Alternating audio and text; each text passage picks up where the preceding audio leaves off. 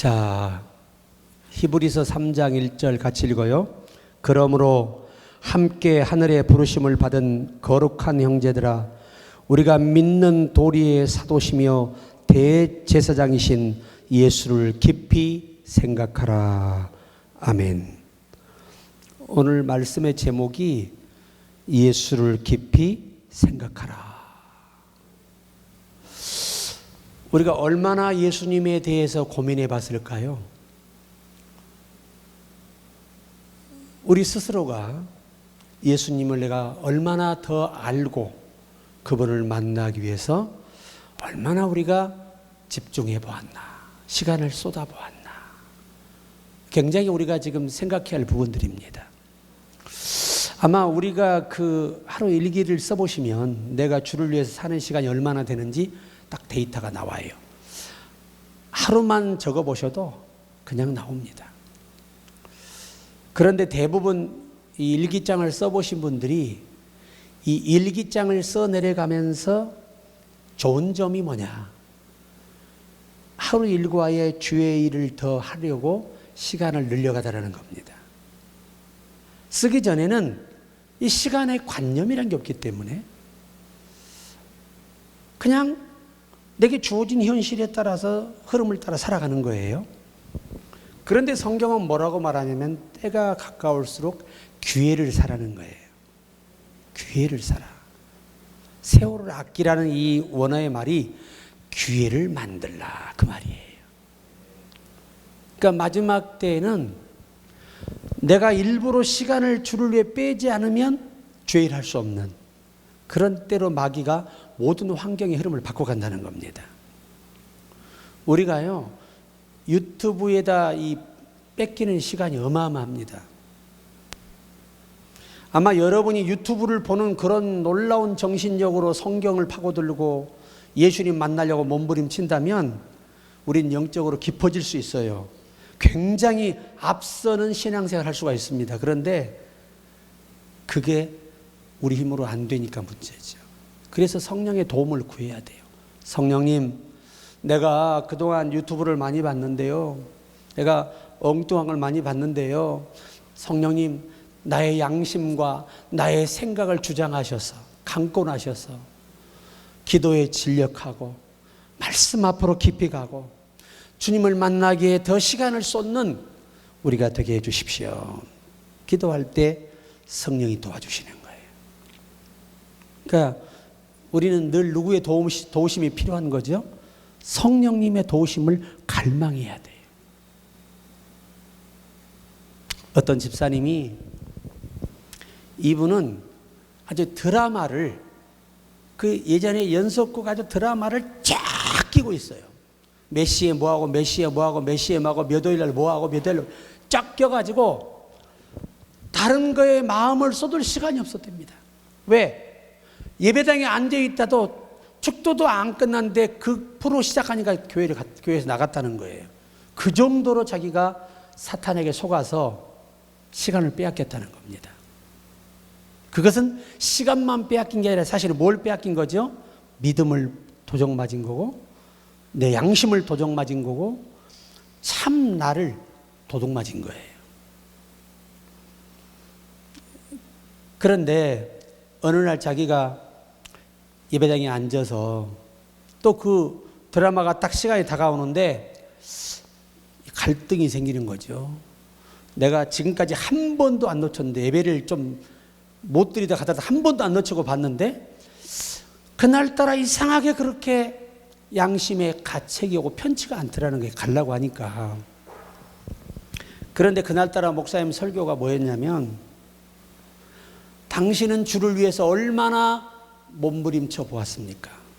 먹고 살기 위해서는 몸이 아파도 출근하고 먹고 살기 위해서는 잠을 안 자고도 출근하고 먹고 살기 위해서는 내 모든 걸 아끼지 않고 하면서 주를 만나기 위해서 주를 위해서 얼마나 당신이 노력해 보았습니까?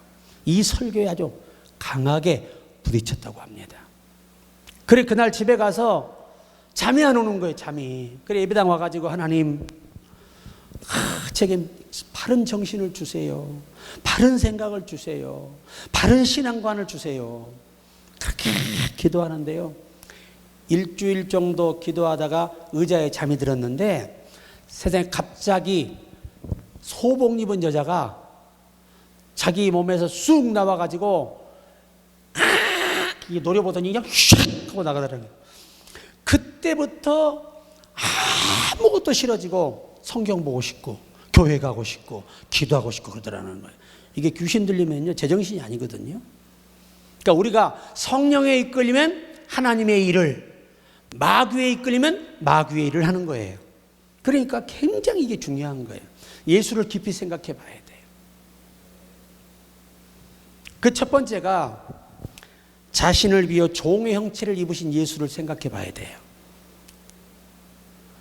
자, 빌립보서 2장 6절로 8절 한번 펴보세요. 너무 중요한 말씀이니까. 빌립보서 2장 6절로 8절.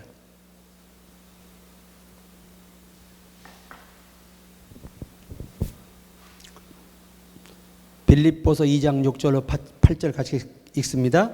그는 근본 하나님의 본체시나 하나님과 동등됨을 취할 것으로 여기지 아니하시고 오히려 자기를 비워 종의 형체를 가지사 사람들과 같이 되셨고 사람의 모양으로 나타나사 자기를 낮추시고 죽기까지 복종하셨으니 곧 십자가에 죽으심이라. 하나님 아버지가 우리를 뭐라고 표현하시냐면 배신자, 배도자라고 표현하지 않으시고 잃어버린 양으로 표현하셨어요. 우리를 누구에게 잃어버린 겁니까? 마귀에게 잃어버렸다 생각하신 이유가 뭘까요? 이게 바로 스스로가 그 사건에 대해서 스스로가 책임을 질 것을 결심하신, 그들을 다시 원상태로 돌려놓으실 것을 결심하신 그 하나님의 결단이에요. 그래서 잃어버린 자를 찾으러 왔다고 말씀하시는 거예요. 잃어버린 지도 찾아주고 잃어버린 영혼도 찾아주고 잃어버린 삶도 찾아주고 다 찾아주러 오신 거예요. 근데 그걸 찾아주기 위해서 근본 하나님의 본체 하나님이시라는 거죠. 하나님 스스로가 사람의 모양으로 이 땅에 오셔서 스스로가 죽음을 선택하시고 스스로 죽어주셨다는 거예요. 뭐 하려고? 찾아주시려고. 그러니까 우리가 예수님을 깊이 생각하는 것이 뭐냐? 하나님이 사람의 몸을 입고 와서 스스로 하신 거예요. 어느 누구도 요구하거나 조건을 세울 수 없어요. 오직 전능하신 주만이 스스로 계획하시고 결정하시고 모든 일을 진행하시는 겁니다. 자기를 낮추시고 죽기까지 복종하셨으니 십자가에 죽으심이라. 여러분, 이 예수를 깊이 만난 분들은 다 십자가를 지고 처형을 당해도 억울하다 하지 아니하고 다 주님 따라갔습니다. 베드로는 예수님 같은 신이 십자가를 졌는데 어찌 나 같은 사람이 예수님과 같이 똑바로 십자가에 달려 죽겠느냐 이거예요. 나를 거꾸로 매달아 달라 해서 거꾸로 매달아 죽었어요. 그렇게까지 겸손한 분이에요. 예수를 깊이 아는 사람들은 자기를 십자가에 못 박아 죽는데 내어주는데도 예수님처럼 주저하지 않고 두려워하지 않고 손해라 생각하지 않고 과감하게 그 길을 가더라는 겁니다. 그러니까 우리가 예수님을 얼마나 깊이 아느냐에 따라서 모든 게 달라진다는 거죠. 두 번째, 말씀이 육신을 입고 오신 독생하신 하나님을 깊이 생각하라. 자, 요한복음 1장 14절입니다. 요한복음 1장 14절. 같이 읽어요. 말씀이 육신이 되어 우리 가운데 거하심에 우리가 그의 영광을 보니 아버지의 독생자의 영광이요 은혜와 진리가 충만하더라. 여기 독생자라는 말이 원문은 독생하신이에요. 스스로가 몸을 입고 스스로가 이 땅에 오셨다는 겁니다. 자, 우리가 예수님을 깊이 생각할 때 말씀이 몸을 입고 왔다. 하나님은 태초에 뭐가 계시니라? 천지를 창조하시는데 말씀하여 가라사대 빛이 있으라 하심에 빛이 있었고. 그러니까 영은 눈에 보이지 않지만 그의 소리가 능력을 발휘합니다. 그 소리가. 그래서 우리가 예수님을 깊이 인식할 때 하나님 스스로가 몸을 입고 오셨다. 그래서 예수님 뭐라고 하시냐면, 셋째, 내 안에 아버지가 계셔서 그의 일을 하는 것이라고 예수님이 말씀을 하십니다. 자, 요한복음 14장 10절 한번 봅시다. 요한복음 14장 10절. 이 성경을 자꾸 찾다 보면 잘 찾아져요. 요한복음 14장 10절 같이 읽습니다. 나는 아버지 안에 있고 아버지는 내 안에 계신 것을 내가 믿지 아니하느냐. 내가 너희에게 이르는 말이 스스로 하는 것이 아니라 아버지께서 내 안에 계셔 그의 일을 하시는 것이라. 아멘. 너무 중요한 이 부분이에요. 자, 말씀이 육신을 입고 왔잖아요. 육신을 입은 목적이 뭐냐? 우리 죄를 위해서 대속물로 죄 없는 깨끗한 몸으로, 거룩한 몸으로 희생하기 위해서 오신 거예요. 근데 그 예수님의 육신 안에 누가 계신다는 거죠? 아버지가 계셔서 지금 내가 몸을 입고 하는 모든 것들을 누가 하고 있는 거라는 거죠? 아버지가 하시고 있는 일이라는 거예요. 참 심오하죠. 오늘 저와 여러분 속에 계신 성령 하나님이 오늘 하나님의 일을 우리 안에서 하시는 거예요. 우리가 하는 게 아닙니다, 사실은. 그분이 우리 안에서 하시는 거예요. 그래서 이제 내 속에 내가 산 것이 아니라 그리스도가 사시나니 나는 사나 죽으나 그의 것이로다. 이제 내 속에 내가 사는 것이 아니요 그리스도가 사시나니 주를 위해서 살게 하려 함이라. 여러분이 아셔야 돼요. 성령이 내 안에 계시면 내 몸은 성령이 쓰시는 이 성전에 불과해. 그러면 주인이신 성령이 내 안에 와서 우리에게 감동하시고 명령하셔서 결국 당신이 계획한 일을 내 몸을 이용하여 하시는 거예요. 그래서 너희 몸을 거룩한 뭘로 드리라는 거예요? 하나님께 산 제사로 드리라는 거예요.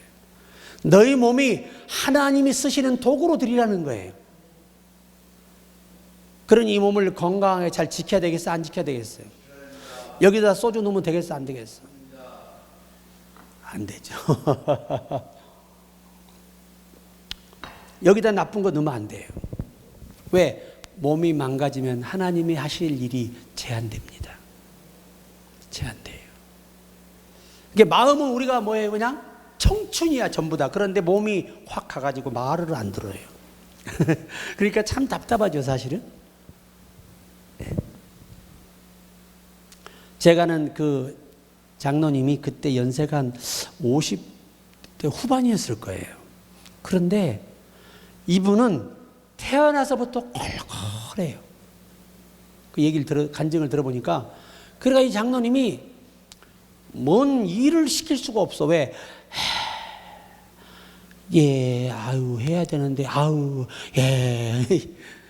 아예 몸이 안 따라주니까 일을 못해요. 그러자 그때부터 제가 그랬어요.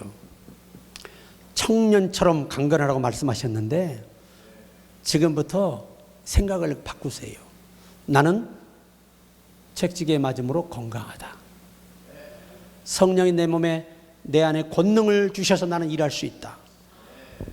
이제 단순한 사람들이 기적을 체험합니다.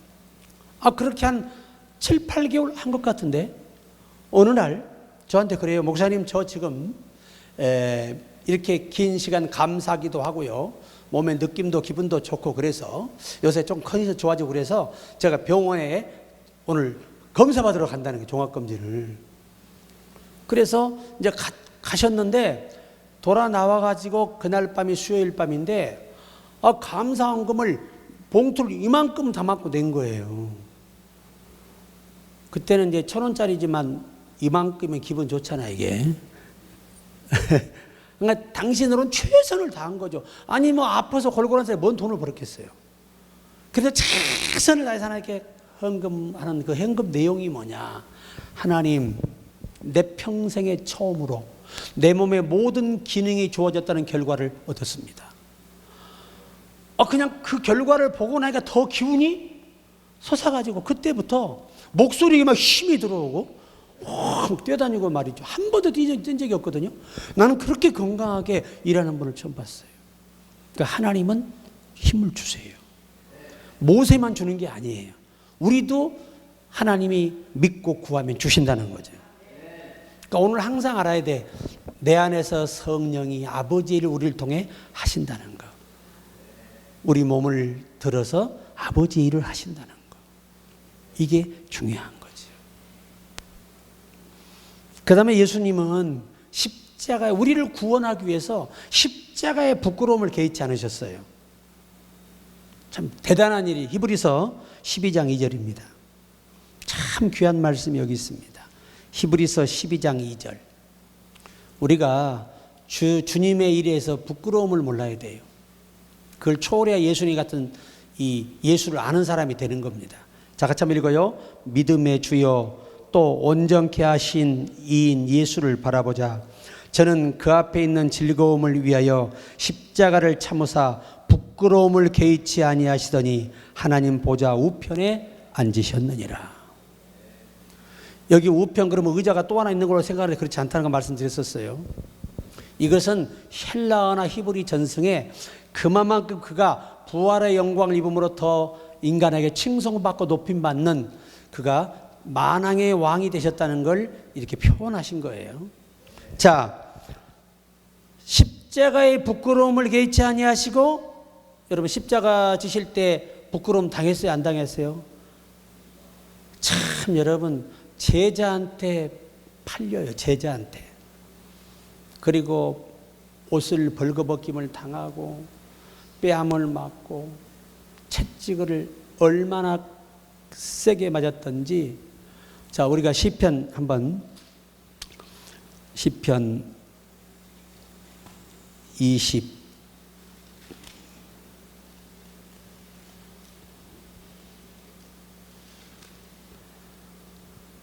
시편 22편.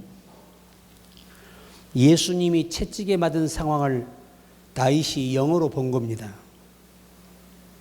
참 놀라운 일들이죠. 자, 16절, 17절, 18절 한번 같이 읽어요. 개들이 나를 에워쌌으며 악한 무리가 나를 둘러 내 수족을 찔렀나이다. 예수님이 손과 발에 못 박히실 것을 미리 봤다는 겁니다. 그 다음에 이제 이 부분이 바로 채찍 문제입니다. 같이 읽습니다. 내가 내 모든 뼈를 셀 수 있나이다. 그들이 나를 주목하여 보고. 살점이 다 찢겨 나가서 뼈가 그냥 다 보이는 거예요. 이게 예수님이 채찍 맞으셨는데 이 채찍 갈고리가 7개, 8개가 달려 있답니다. 한 번 탁 쳐서 당기면 확 그냥 살점이 한 번에 8점이 찢겨 나가는 거예요. 그거를 마운에 하나 가면 39대를 맞았다면 여러분 그것이 39대일까요? 그러니 이 시편 기자에게 미리 주께서 보여주셨는데 이 갈비뼈가 다 살점이 없어가지고 다 셀 수 있을 정도가 됐다는 거예요. 이런데 어떻게 십자가를 지고 앉게. 그래서 구레네 시몬이 질 수밖에 없었던 거예요. 이미 십자가에 가시기 전에 이미 거의 다 소진한 거지요. 그러면서 뭐라고 하냐면 18절 보십시오. 내 겉옷을 날며 속옷을 제비 뽑나이다. 그대로. 여러분 영의 세계가 이렇게 놀라운 거예요. 사람이 영이 열리면 이렇게 후에 될 일을 미리 눈으로 보는 거예요. 자, 이런 영적인, 그러니까 이 다윗도 이렇게 신령해지기까지 하루에 3번 기도하고 하루에 7번 찬양하고 밤마다 눈물로 침상을 뜨며 기도하고 그리고 절대 원수 맺지 않고 기름 부은 자를 하나님이 세웠기 때문에 절대 주권자에게 맡기고 참 그런 모습들을 그 백성의 작은 소리도 다 들어주고 그러니 하나님이 그에게 숨길 일이 없는 거예요. 이게 뭔 얘기죠? 네 자손이 이 땅에 오는데 네 자손 중에 한 사람이 그때가 되면 수족을 찔리고 살점이 없어서 뼈를 다 셀 수 있게 되고, 그리고 그들이 제비 뽑아서 옷도 나눠버릴 것이다. 네 자손 중에서. 이것을 미리 계시하신 거거든요. 그러니 우리가 이 십자가의 부끄러움을 개의하신 예수님, 창조주가 피조물에게 팔려 배신을 당해 뺨을 맞아 침뱉음을 당해. 여러분, 인간이 인간에게 그렇게 모욕 줘도요, 이건 아주 최악의 상황에 이 부끄러움을 겪고 견딜 수 없는 그런 아주 자존감이 무너져서 괴로워할 거예요. 그런데 또 조롱합니다. 네가 남은 구원했지만 네가 진짜 메시아라면 너도 구원해봐라 하고 막 소리 지르고 무시하고, 그 온갖 고통을 다 겪으셨는데 그 부끄러움을 개의치 않았다는 거죠. 오직 우리를 구원하기 위해서. 이분이 예수라는 거예요. 그러니까 사도들은 예수님 때문에 뭐 옥에 갇히고 막 매를 맞고 다 뺏기고 온갖 고통을 겪어도 부끄러움을 몰랐다는 거예요. 진짜 우리가 예수를 알면 우리도 부끄러움을 몰라야 돼요. 자존심이고 나발이고 다 땡겨놓고 아버지 앞에 겸손하게 엎드려져서 우리가 그분의 모든 영광을 위해서 아낌없이 우리가 헌신해야 됩니다. 예수님께서는 다섯 번째 치료의 길과 속죄의 길을 열어주셨어요. 그리고 예수님 하신 말씀이 내가 길이요 진리요 생명이니 나로 말미암지 않고는 아버지께 올 자가 없느니라. 그러시면서 이사야 53장 5절, 자, 이사야 53장 5절입니다.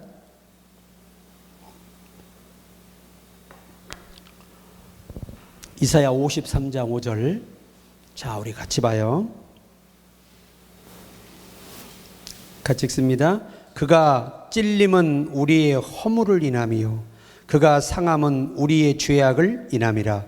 그가 징계를 받음으로 우리가 평화를 누리고 그가 채찍에 맞음으로 우리가 나음을 입었도다.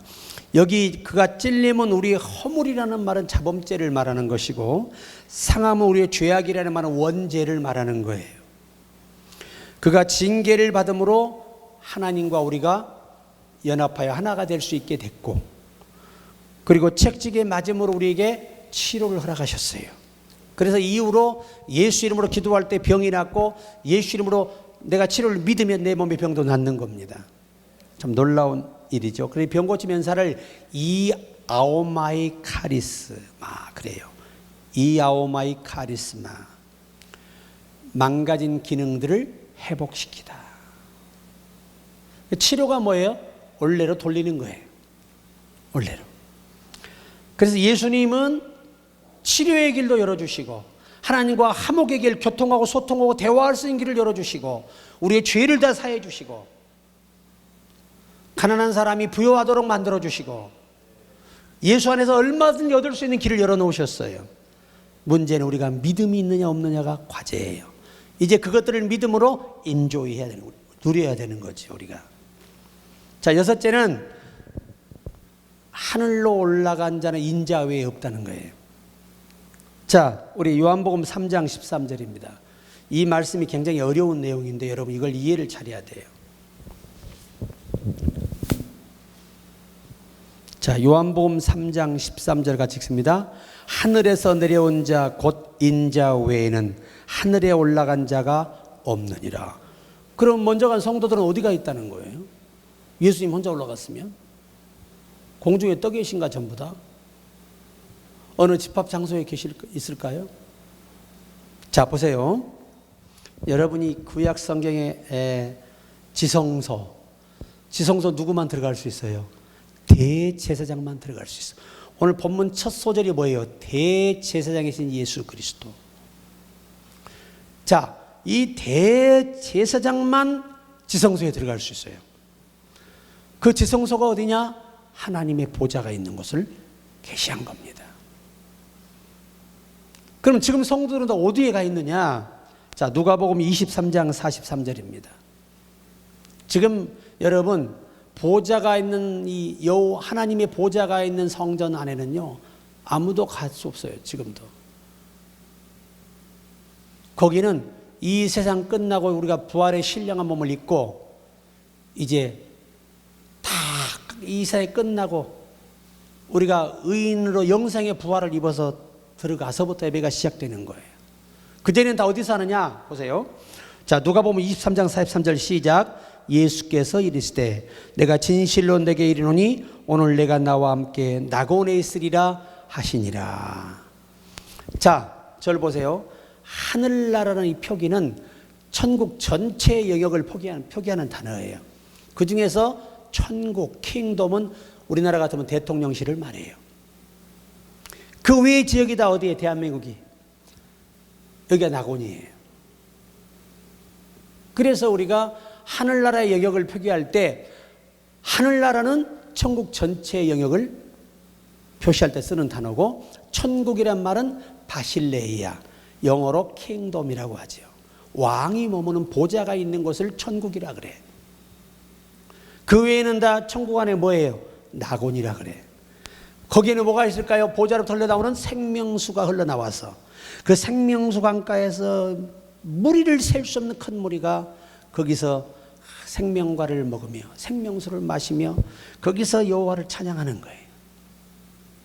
지금. 근데 이거를 천주교는 뭐라고 말하냐면 예수 안 믿고 죽으면 다 연옥으로 가고 예수 바르게 못 믿고 죽은 사람도 다 연옥으로 간대. 그러니까 천국과 지옥 사이에 뭐가 있어? 감옥이 하나 있대. 거기다 집어넣고 여기서 그를 위해 기도하고 죽은 자를 위해서 영혼을 위해서 헌금 드리면 그 죄가 사해져서 천국 간다는 거예요. 그래서 만민구원설을 주장하는 게 천주교. 우리는 하나님이 영생을 주기로 작정한 사람만 구원받게 하는 선택설.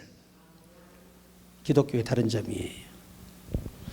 그러니까 우리는 예수 그리스도가 우리의 중보자이시고 예수 그리스도가 내 죄를 사했다는 사실을 믿으면 죄 사함 받고 천국 가는데 천주교는 고해성사라고 있어.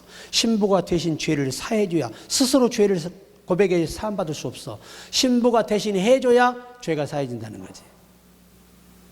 이렇게 참 어리석은 깨달음도 있는가 합니다. 자, 그러니까 요 말을 정리하면 하늘로 올라간 자는 하늘에 내어 인자 외에 없다는 말은 지금 천국의 보좌의 그 성전은 누구만 계시다는 거지? 천사들하고 예수님만 계시며 영광을 받으신다는 거예요. 이제 그 외에는 이 세상이 끝나고 전부 다 생명의 부활을 얻어서 천국의 상급을 받아 이제 온 백성이 천국에서 하나님을 찬양할 때가 온다는 거죠. 그러면 그 능히 셀 수 없는 무리가 그 천국 성전에 들어가 다 예배를 드릴 정도면 성전이 크겠어 작겠어? 요만할까? 이 세상에 어떤 크기의 성전이 그 성전을 감히 가름할 수 있겠냐는 거죠. 우리가 그날이 우리 앞에 다가오고 있다. 자, 이제 시간 다 돼가는데 7번째, 다시 오시는 예수를 깊이 생각하라. 사도행전 1장 11절.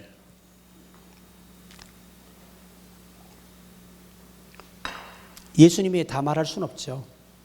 오늘 가장 기본만 제가 설명을 하는데 예수님은 다시 오십니다. 사도행전 1장 11절 같이 읽어요. 가로되 갈릴리 사람들아 어찌하여 서서 하늘을 쳐다보느냐. 너희 가운데서 하늘로 올리우신 이 예수는 하늘로 가심을 본 그대로 오시리라 하였느니라. 이게 성경 역사가 얼마나 대단하냐면 이스라엘의 이 무화과가 잎사귀가 연하여지고 그러면 여름이 가까운 줄 아나니. 그게 무화과는 이스라엘의 국과예요. 그러면 무화과는 꽃이 없기 때문에 무화과예요. 꽃이 없는데 이파리가 피면서 열매가 같이 맺습니다. 이게 무엇을 의미하는 거냐면 1948년에 그 예언대로 진짜 이스라엘이 독립됐습니다. 1948년에 이스라엘이 독립된 거예요. 이제 국가가 된 거야. 1700년 동안 뭐가 없어서 나라가 없었다는 거지. 참 기가 막힌. 그래서 디아스포라 전 세계로 흩어져 가버린 거예요. 왜? 내 나라에 살 수가 없는 나라가 없는데 어떻게 해? 우리도 나라가 없으면 어떻게 돼 지금? 우리도 디아스포라가 되겠지. 다 흩어지겠지 살기 위해서. 그것이 이루어졌어요. 그리고 그 다음에 일어날 일이 제3성전입니다. 전 세계의 매스컴에 들썩들썩합니다. 근데 요 제3성전이 세워지고 제사가 번제의 제사, 구약의 제사가 다시 이제 복구되는 거거든요. 짐승을 목을 잘라 죽이고. 그런데 전 3년 반 동안 그렇게 제사를 드리다가 제사를 못 드리게 돼요. 뭐 전 세계의 뭐 동물 애호가들이 뭐 반대하고 어마어마한 압력과 뭐 어떤 수를 내서 멈추게 될 거라 예측하는 사람도 있어요. 그런데 그때가 되면 이 적그리스도가 주의 성전에 서서 하나님을 욕합니다. 그리고 나팔 소리가 들려요. 그때 휴거가 있을 것으로 이 계시록 13장, 14장은 볼 수가 있습니다. 이것은 100% 맞다고 할 수 없어요. 전 3년반이 될지 후 3년반 지나서 오실지 그건 아무도 몰라요. 다만 성경이 그렇게 우리에게 말한 부분이 있다 이거죠. 그래서 이제 제3성전이 세워지면 여러분 후 3년반이 되잖아요. 성경에 뭐라고 기록되냐면 짐승의 표를 받은 자들에게서 냄새가 나더라. 자, 바코드 666을 사람 몸 오른손과 이마에 다 찍거든요. 지금도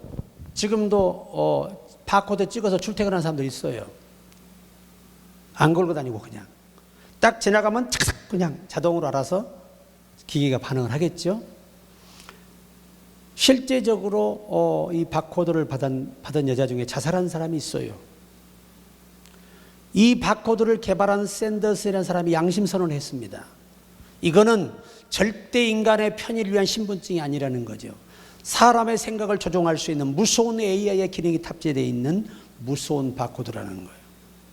사람의 신경과 똑같고 사람의 신경을 지배할 수 있고 모든 혈관을 다 지배할 수 있는 놀라운 이 AI가 장착된 것을 이 사람의 순이 666이더라. 사람과 똑같은 모습으로 사람이 행세를 한다는 거죠. 지금도 AI가 엄청나잖아요. 바둑을 해도 이겨버리고 골키퍼에도 골을 못 넣어요. AI한테 져가지고. 왜? 미리 알고 다 막아버리니까. 프로그램화 되어 있는데도. 자, 이런 세상이 오는데 우리 주님께서 뭐라고 말씀하냐면 그날에 택하신 자들을 위하여 그날을 감하시리라. 만약에 그날을 감하지 않는다면 한 육체도 구원을 받지 못한다는 거예요. 그럼 이거는 뭐로 해야죠? 죽어야 순교해야지 구원의 방법이 없다는 거예요. 근데 이 자매가요 편의점에 일을 했는데 어떤 남자들이 와가지고 어깨를 쓰다듬는다고 탁 쳤는데 뭐 따끔하더라는 거죠. 그리고 며칠 있다가 이제 이 환청이 들리는 거예요. 일어나 나가서 저것들 죽여. 자기도 모르게 칼이 들리는 거예요. 결국은 고통을 못 이겨내고 자살해 버렸어요. 실제 사건이에요. 666이 그렇게 무서운 거예요. 그래서 표를 받지 마라. 받으면 다 지옥 가는 거예요.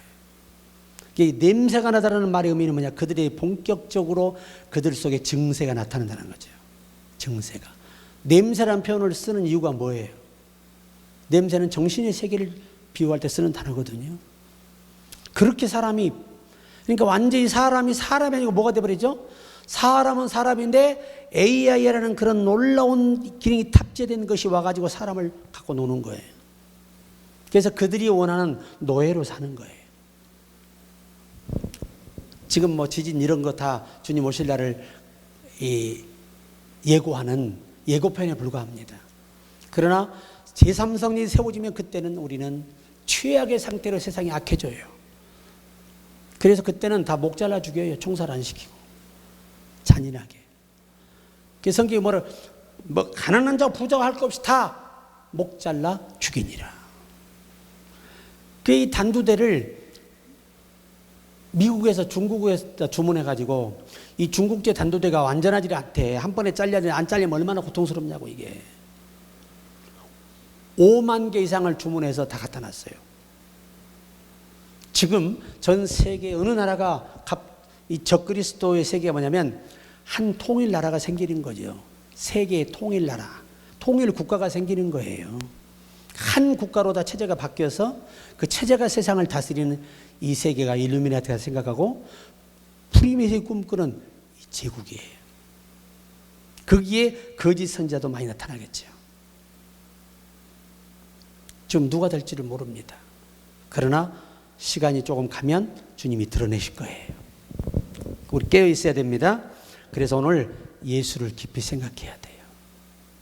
우리 주님은 우리에게 무한한 길을 만들어 놓으시고 축복을 만들어 놓으셨습니다. 그래서 오늘 말씀을 생각하며 예수님이 우리를 위해서 어떻게 했는가를 고민하며 우리도 그분의 자취를 따라가는 일에 최선을 다하라는 사도 바울의 권면입니다. 그 축복이 함께하기를 주의 이름으로 축원합니다.